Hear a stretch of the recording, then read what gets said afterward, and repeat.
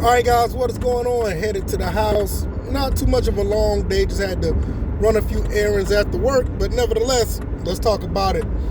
Justin Fields might be staying put in Chicago. So what does that mean? Does that mean that they trade that pick? It would not be a bad. It wouldn't be a bad idea. But yeah, reports are saying that Justin Fields may be staying in Chicago, and that number one overall pick may be up for grabs. I don't know if the Falcons should move all the way up there to do it because that might be too rich, but I do want Caleb Williams. I'm not going to lie, I do. What I think may happen, another team may move up, and that will give the Falcons a chance to move up as well because it'll probably be less capital for another team to get that number one pick, and the Chicago Bears are probably just going to build around Justin Fields. That's what the reports are saying now. I don't know how that's going to play out, but that's what the reports are. You know what? Another thing, that might not be a bad idea for the Falcons to move up a little bit. It's not like they have a lot of needs on the team. I mean, let's be honest, they really don't. So it won't be a bad idea. I've been a big proponent of it for the longest.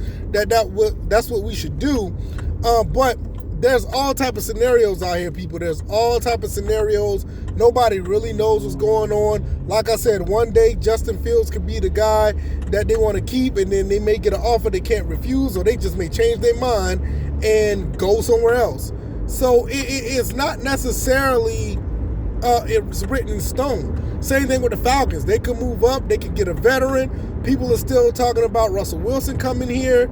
Also, they could get Michael Penix if they want to move back as well. It's a lot that they could do. There's a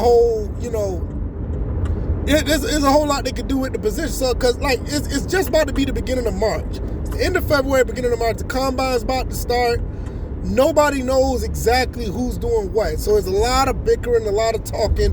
Just like I said it was in my last podcast episode. It's a lot. People just talking and trying to figure out what's what. So at the end of the day, what are we talking about? Everybody has their own scenarios. They have their own thought process, or their own likes and their own, favorites of what they want to happen. I try to bring everything to the table and let you know what's possible and what may be the best look for the team. I sprinkle my little opinion in there too. But it is what it is. It is what it is. It's all opinions. Whatever's right, for the team. I believe in Morris. I believe in Fontenot and company. All those guys, they know what they're going to do.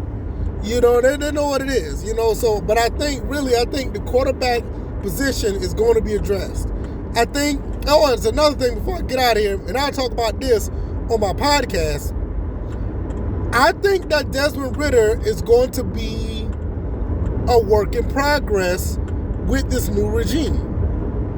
I think he is. I think, especially if they get a veteran.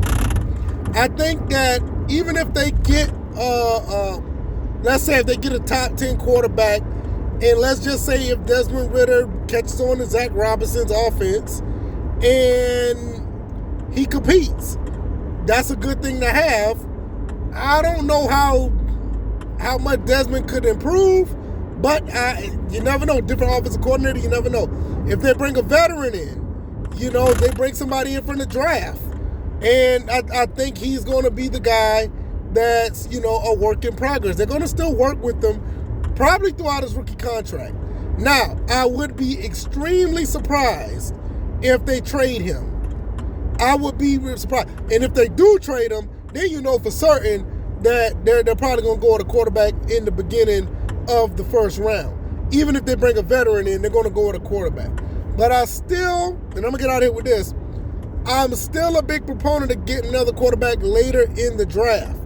Like I said, we got a lot of pieces that we could, that we already have on the team that we could, show our talents with. And every draft pick doesn't have to be an outright need for the field. You could get somebody that you could develop. Even if, a Desmond Ridder's still around. It's quarterback competition, everybody. Just because you draft somebody number one overall or whatever the case may be, it doesn't mean that they will be the guy. To be honest, it doesn't mean that. It's highly likely that they will, but it doesn't mean that they'll be that. But that's just what I'll take. Look, Justin Fields probably staying in Chicago, and that throws a monkey wrench in everything as far as that number one pick. What does the Falcons do? We'll find out. Things could change, but that's what the reports are. That's what the rumors are right now. But I'm going to get out of here. I'm going to go to the house and get myself together for the next day.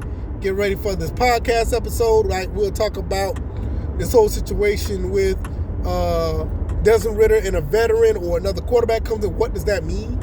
A lot of people been talking about that, so I'm going to give my take on that as well. I'm going to get out of here. All right, y'all. See you around. Peace.